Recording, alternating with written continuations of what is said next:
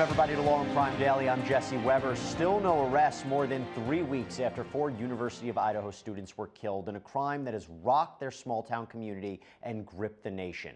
Police say they're still investigating everything, including the possibility that one victim had a stalker. Thousands of tips have been coming into the Moscow Police Department and the FBI as they look for both the suspect and the murder weapon. Law and Crime's Anjanette Levy is in Moscow, Idaho, with the latest in the investigation. Crime scene tape still surrounds the home here on King Road, where those 4 college students were murdered more than 3 weeks ago. A police officer is always on duty guarding the house as the investigation moves forward. Over the weekend, Kaylee Gonsalves' father said her injuries were more brutal than the other 3 victims, which prompted Moscow police to say on Monday they have not released any information about the victims' injuries to the public or the victims' families. Police have said all 4, Gonsalves, Maddie Mogan, Xana Kernodle, and Ethan Chapin, were stabbed to death, and some had defensive wounds.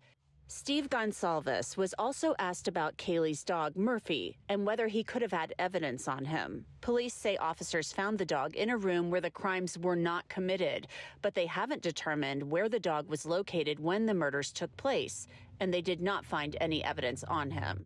Police have previously said victims Ethan Chapin and Xana Kernodle returned to the King Road house around 1:45 a.m. on November 13th and were believed to be at a party at the Sigma Chi house earlier that evening.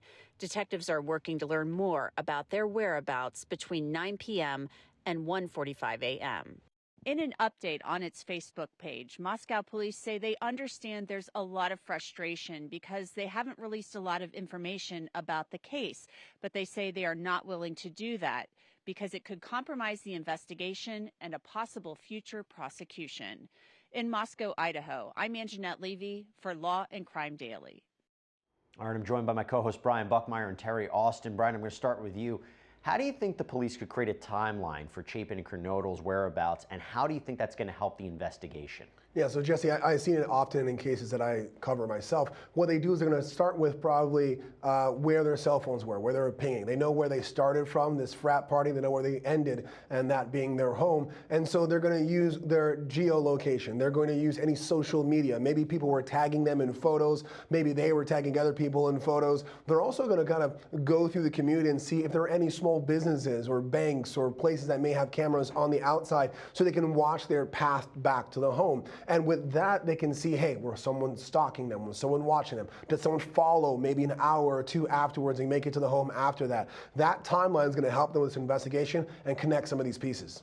Terry, my understanding is the authorities are still waiting for DNA results, which we know is always important. How do you think that's going to assist them in finding the suspect? Oh, it's critical to have that DNA, and unfortunately it does take some time to get back. There's going to be, or should be, DNA from blood samples, because when you're in a knife battle, and if there were defensive wounds, there probably was some sort of struggle. Chances are you did get cut, and there should be blood from the assailant in that building. Also, there should be some touch DNA. The person had to get, or there might have been a number of people, into the rooms of the victims, and they probably touched things as they went into that room. Obviously, they could have worn gloves, but what the authorities are hoping is that there is DNA that they can attach to whoever that assailant is. All right, well, hopefully the investigators know a lot more about who may have done this than we know right now, and we're going to continue to follow it here on Law and Crime Daily. Connecticut police say a 31-year-old man killed and dismembered his daughter and then went on the run. Police caught up with him in Naugatuck, Connecticut, and rushed him, telling him to get on the ground. The police chief says someone recognized Christopher Francisquini and called 911. Authorities say Francisquini choked, stabbed, and dismembered 11-month-old Camilla in their home last month. According to police, the suspect also got into an argument with Camilla's mother, destroyed her cell phone, and removed a GPS tracking device from his ankle. Now, he's had multiple run-ins with law enforcement and was convicted of first-degree assault in 2013. Now over to Colorado Springs, where the gunman responsible for the Club Q mass shooting is officially charged with a whopping 305 counts. The shooter's charges include first-degree murder, attempted first-degree murder, assault, and hate crimes charges. This all coming according to Tuesday's filing. Now, this is all in connection to the November attack that took the lives of 5 people at an LGBTQ nightclub. 17 others were injured as well. In 2021, the gunman was arrested on felony menacing and kidnapping charges after a woman claimed she was being threatened with a homemade bomb, multiple weapons, and ammunition. Now, the gunman wasn't formally charged in that situation, but a court hearing is scheduled for Thursday to discuss whether details in that case should be unsealed.